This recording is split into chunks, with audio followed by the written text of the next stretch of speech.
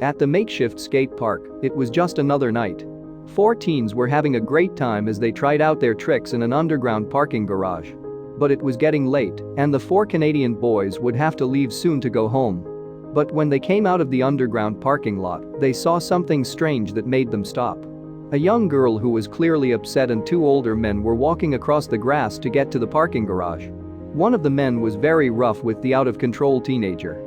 At first, he walked behind her, but then he seemed to realize that there was someone else with them. That wasn't enough to make them suspicious of the girl until they noticed something else about her. One of the skateboarders said she was screaming and yelling. "She just wanted to get out of there," Carson Wright said. That was enough to make the boys think something was wrong. The four teenagers looked at the men and asked them to explain what was going on. What was happening? The bigger man told the boys who were worried that he was her father. The boys moved away because they thought he might have found her drinking too young or something like that. They let it go because the woman didn't ask for help or disagree with what the man said. Still, something didn't feel right. Calgary was getting late, and the boys needed to go home. They started going home after packing up their skateboards and reservations. The man was easier to believe. After all, she hadn't said anything different. But they couldn't get rid of the feeling that something wasn't quite right. It was true that the girl had seemed drunk, but the more the boys thought about it, the more uneasy they got. Should they have given up so fast? The man who said he was her father seemed very sure of himself, even haughty. Would a dad act like that? Then they realized something strange that made them doubt everything. She was all dirty and scratched up, Carson says. She seemed to have been fighting with the man for a while. The man then lifted her up over his shoulder like a bag of potatoes, as if to end the conversation. But she still tried to fight back. Everything in the boys told them to turn around and go back. If they didn't, they'd never forgive themselves. The more they thought about it, the clearer it became that something wasn't right. How did they know the three of them knew each other? And why were they waiting in front of the parking lot at that time? All of them felt like they were going down at the same time. There might be something darker going on here. They ran back, hoping they weren't too late. The boys said they weren't sure, but Wright said, "You don't really want to think the worst of someone like that. You don't want that to happen, so you just ignore it and hope for the best." When they got out of the parking lot, the three people were nowhere to be seen. But they didn't have to look for long to figure out where they were. They'd need to go inside. But the boys didn't know that the two men were much more than what they seemed. When they went into the underground parking lot of the Chinook Center, they didn't know it, but they also went into the dark side of Calgary and couldn't get out. A problem was getting worse in the area. Under the upscale look of the mall, something much bigger and darker was bubbling. Officer Arthur L. Dunner was looking into a rise in crime in southwest Calgary, but different stings and searches had turned up nothing. The rival gangs' dealings in the area had gotten out of hand, and it was like a mythical beast. He'd kill one member, and then two more would show up out of nowhere, just like a mythical beast. He didn't know that four skateboarders were going to try to fight the Hydra on their own. The boys walked slowly into the dark area below the Chinook Center. They already knew there were no security guards on duty today because they had looked around the parking lot with glee before getting on their skateboards that afternoon. It was easy to get into trouble in the underground lot. The men also knew this, which was a shame. The men can be seen walking up and down the parking spaces while looking for something on the CCTV footage.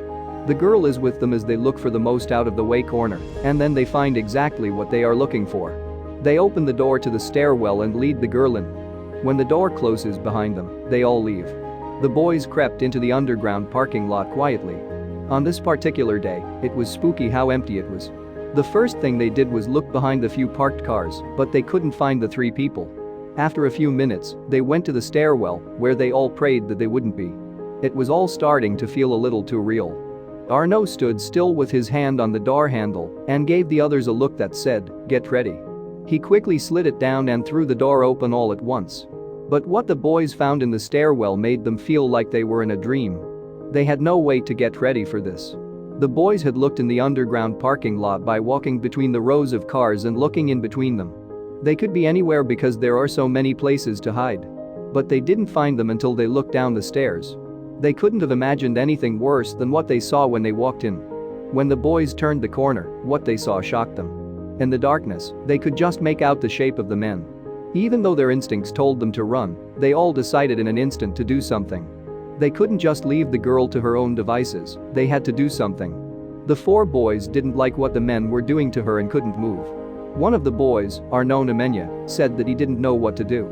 But it didn't take long for the four to realize what was going on, and they tried to get the men away from the girl. Of course, the men were very angry. But the boys didn't know who they were getting into trouble with. When he couldn't, the taller man tried to get away from the situation and wash his hands of it. The other man, who was his partner, went with him when they left. As they went, Nemenya said, "He pushed me out of the way aggressively and just smiled at me like, 'I can do this. There's nothing you can do about it.' They couldn't just stand by and let it happen." As the men tried to leave, they turned around and saw that 3 of the boys were following him. One of them stayed behind with the girl, who was scared, while the others went after them. They tried to run faster than them, but they caught up quickly. The boys ran through the streets of Calgary, determined not to let the men get away with being so cruel. All of a sudden, they were there. They couldn't go anywhere else. Officer Dunner was all set to go. He had heard that one of the people he had been keeping an eye on had been seen with the person he had been keeping an eye on near the Chinook Center. He drove quickly through the wealthy streets of the southwest suburb until he could see the outline of the huge building against the evening sky. He called for help, but he didn't have to look for long for the gang leader he thought was in charge. He ran so close to his car that he almost hit it. The men turned around to face the teens because they were being chased by them. The bigger of the two decided to fight at that point. He grabbed one of the boys' skateboards and used it as a club to try to get them to move away. He knew it was the last chance, but he thought he could win by sheer force. Officer Dunner was only a few feet away, but he didn't know it. Officer Dunner stepped in before the man could do anything really bad to the boys. He jumped out of the car and beat the man down. He didn't think it was true. He got him at last. But by the time help arrived, the second man had already left, going back to wherever he had come from. But what about the people we honor? When they saw the police car, they had no choice but to run. They ran all the way back to the parking lot, where the last boy was comforting the girl who had just been through such a scary experience. They didn't know that they had just gotten into a fight with a well-known gang leader. After making sure she was okay and safe, the boys went back home. Then the phone calls started coming in. The teens didn't know that they still had to go through a lot. They kept getting calls, but they were too scared to pick up. What if fighting the man got them in trouble? Or, even worse, what if the man had found out how to get in touch with them? But the calls didn't stop. They knew they had to take the hit and deal with the results of what they had done. They couldn't keep running away. Chief Constable Roger Chaffin tried to get in touch with the boys to thank them for what they had done. Unfortunately, the boys misunderstood the calls. They thought that fighting the man would get them in trouble. When the call finally went through, the boys were happy to hear what they were told, but they were also a little scared. The man they got arrested was a key member of a gang that had been causing trouble in Calgary for years. People knew that the members of the FOB gang were up to no good. The boys were scared to think about what bad things would happen to the girl they had saved. The Calgary police had been looking for the man for months, but he had managed to stay one step ahead of them. When the man was taken into custody and questioned, he told his fellow gang members everything. Everything was there, from addresses to a list of crimes. The news shocked Officer Dunner. He finally had a way to deal with the gangs that were a problem in Calgary. And it's all because of 4 brave boys. But how could police pay them back? Because of what they had done for Calgary and the girl they had helped, the 4 boys were invited to the Chief's Award Gala. All 4 agreed that it was what they hoped anyone would have done in the same situation. Next time, they'll know to put as much faith in their guts as in their boards. Would you have trusted your gut feeling if you were in the same situation? Or would you have walked away?